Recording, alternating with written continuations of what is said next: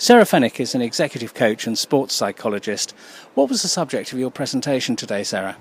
I was talking about how businesses can get best fit for best performance, because typically, if people actually enjoy a role they're in, they'll thrive in that role and they'll be high performers in that role.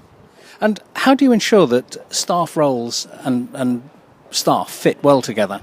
Well, you need to kind of look at both the role and the staff, and in an ideal world you'll kind of look at the role and decide, what is the personality, motivational makeup, etc. that's required for a staff, for one of your staff, and then when you're sort of looking at selecting staff for that role, on top of the sort of usual type interview, what you can do is use different tools to kind of find out what their personality is, what their motivational makeup is, their intellectual capability, and how they go about doing things, their behaviours, and look at whether that's a good fit for a role or not.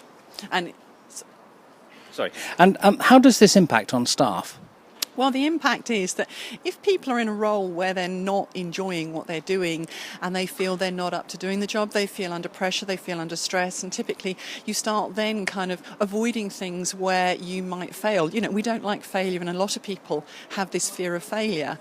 And very often what you find is people get promoted into roles which aren't their natural makeup, but if you can actually make sure that they match that role, they're more likely to thrive and survive in that role and be high performers. And what does this do to the culture of the organisation?